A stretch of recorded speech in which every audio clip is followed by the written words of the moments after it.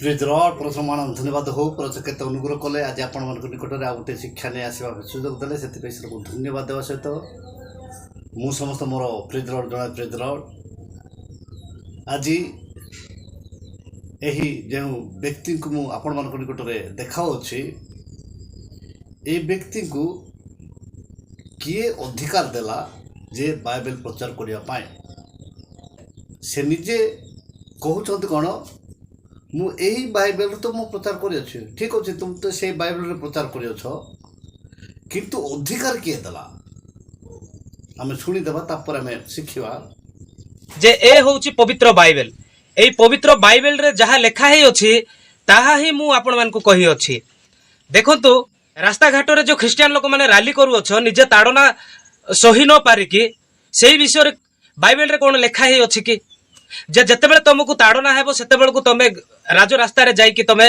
Rally करो बोली लेखा हे कि बाइबल रे बरम लेखा हे जे ताड़ना प्राप्त लोक धन्य कारण स्वर्ग राज्य से मानकर आउ मध्य लेखा है जीशु ख्रीष्ट निजे कहउछंती जे तमरो गोटे गाल रे चापुड़ा मारिले आरो गाल मध्य देखाई देबा निमंते जीशु ख्रीष्ट कहिसंती आम शुणिलु जे माथ्यू 5 अध्याय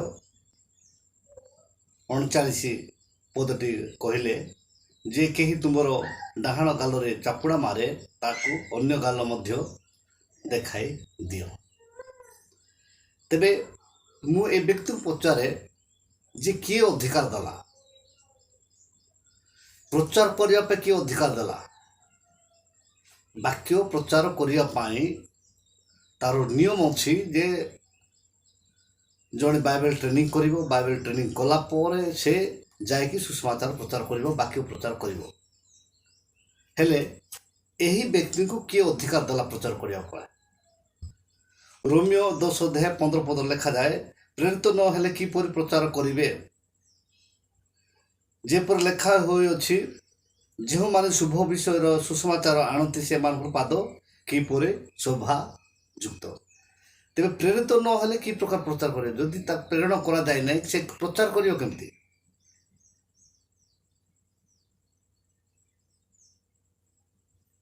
निजे भाबी देखुन 33 कोटी देवता 33 कोटी शास्त्र थिबा कथा तुम शास्त्र को तुम संभाल तुम शास्त्र को तुम प्रचार करो हाँ कोर्ट लेखाई रैली करने महात्मा गांधी ए गोटे पद धरिकी देश को स्वाधीन कले बिरसा मुंडा से ख्रीष्टान को थिले एवं एबे जे उत्कल उड़ीसा जे गठन कले से ख्रीष्टान को थिले मधुसूदन आउ नारे उड़ीसा सारा लोक मैंने भत्ता पाँच से माने संघर्ष कर ब्रिटिश लोक मान सहित संघर्ष कर देश को स्वाधीन कर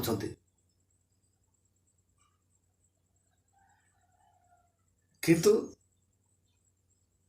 सहजरे कही दौ किंतु एबे निज धर्म रे अच्छो जो धर्म रे अच्छो से धर्मर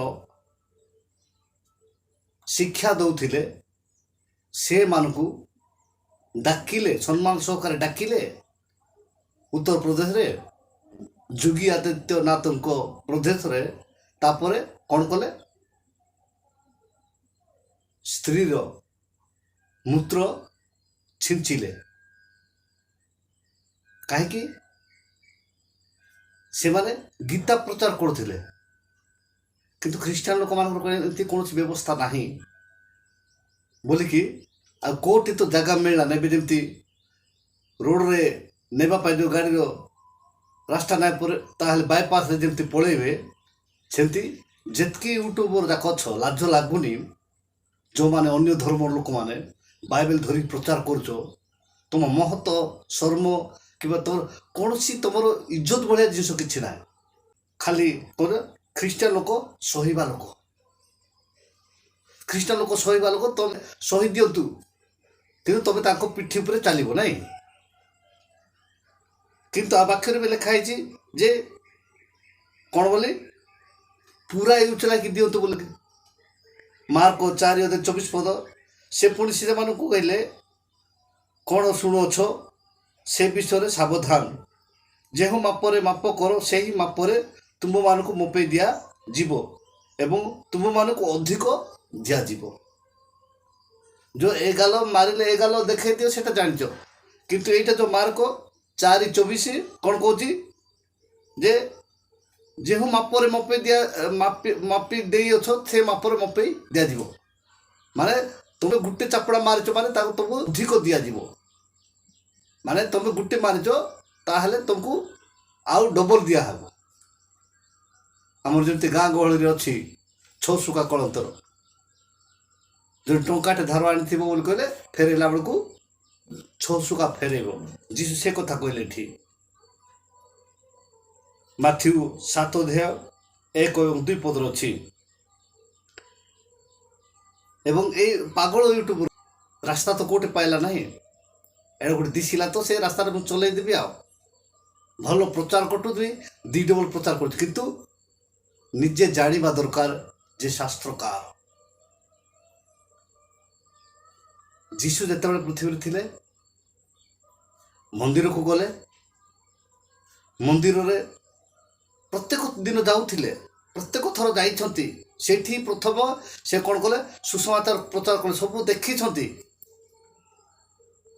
କିନ୍ତୁ ଯେତେବେଳେ ଫଳ ପାଚିଲେ ତଳକୁ ପଡ଼ିଥାଏ, ଯେତେବେଳେ ତାହାଙ୍କର କ୍ରୋଧ ପରିପୂର୍ଣ୍ଣ ହେଲା, ଯେତେବେଳେ ସେ ଦେଖିଲେ ଯେ ଈଶ୍ୱରଙ୍କ ଗୃହରେ ଏମିତି ହେବା କଥା ନଥିଲା, ଏମିତି କାହିଁକି ଲୋକମାନେ କରୁଛନ୍ତି, ତାଙ୍କର ଯେତେବେଳେ ଆତ୍ମା ଯେତେବେଳେ ମାନେ ଚାଳନା ଦେଲା, ସେ ଯାଇକି କ'ଣ କରୁଛନ୍ତି, ସବୁ ଉଲ୍ଟା ପାଲ୍ଟା କଲେ, ଫିଙ୍ଗା ଫୋପଡ଼ା କରିଦେଲେ, ସବୁ କଲେ। ଈଶ୍ୱରଙ୍କ ଗୃହ ବ୍ୟବସାୟର ଗୃହ ନୁହେଁ, ଈଶ୍ୱରଙ୍କ ଗୃହ ପବିତ୍ର ଗୃହ।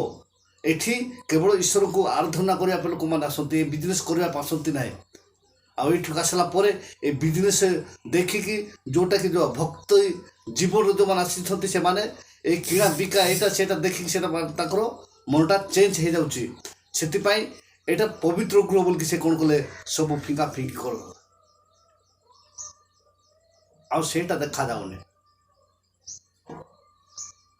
ଅନେକ କହିବାର ଅଛି, କିନ୍ତୁ ନିଜେ ଜାଣ। ମୋ ପରି ତ ଚନ୍ଦା, କିନ୍ତୁ ସମ୍ପୂର୍ଣ୍ଣ ଚନ୍ଦା ହେଇକି ଦାଢ଼ି ଖିଅର କରିଦେଇକି ବାବା ହେଇଯାଅ, ତାପରେ ଅନ୍ୟ ଜାତିର ଲୋକମାନେ ବୋଲିକି ବ୍ରାହ୍ମଣ ଲୋକମାନେ କ'ଣ ମୂତ୍ର ଦ୍ୱାରା ତୁମକୁ ପବିତ୍ର କରିବେ। ଧନ୍ୟବାଦ ଦିଏ ମୋ ପବିତ୍ର ପରଶୁରାମକୁ, ଯିଏ ପବିତ୍ର ପରଶୁରାମକୁ ମନୋନୀତ କରିଛନ୍ତି, ସତ୍ୟରେ ଆତ୍ମାରେ ବଞ୍ଚିବା ପାଇଁ ଶିଖେଇଛନ୍ତି, ଶିଖୁଅଛୁ ଏବଂ ଶିଖି ଆସୁଅଛୁ।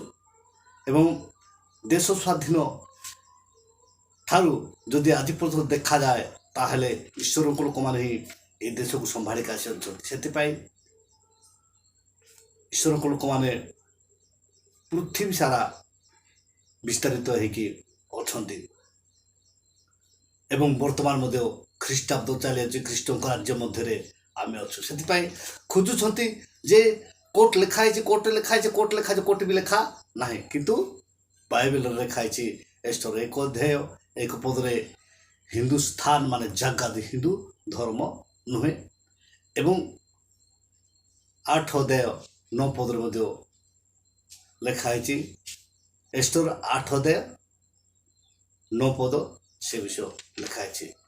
ସେଥିପାଇଁ ଆଉ ଯେଉଁମାନେ ବାଇବେଲ ବିଷୟ ବା ବାଇବେଲ ଟ୍ରେନିଂ ନେଇନାହାନ୍ତି, ଏଠି ବାଇବେଲ ଶିକ୍ଷା ଦେବା ପାଇଁ ଘର ଦ୍ୱାର ଛାଡ଼ିକି 6 ମାସଠୁ ଆରମ୍ଭ କରିକି 4 ବର୍ଷ 5 ବର୍ଷ ପର୍ଯ୍ୟନ୍ତ 8 ବର୍ଷ ପର୍ଯ୍ୟନ୍ତ ଟ୍ରେନିଂ ଯିବା ପଡ଼ିଥାଏ। ଆଉ ସେମିତି ଯଦି ଯାଇନାହାନ୍ତି, ଦୟାକରି ବାଇବେଲକୁ ଧରିକି ପ୍ରଚାର କରନ୍ତୁ ନାହିଁ। ଆଉ ଅନ୍ୟ ଧର୍ମ ଲୋକମାନେ ବାଇବେଲ ପାଇଲୁ ବୋଲିକି ପ୍ରଚାର କରିକି ଆଉ ଲୋକମାନଙ୍କୁ ଭ୍ରାନ୍ତ କରନ୍ତୁ ନାହିଁ, ଯେ ସେମାନଙ୍କୁ ହିଁ କୁହାଯାଏ ଭଣ୍ଡ ଶିକ୍ଷକ।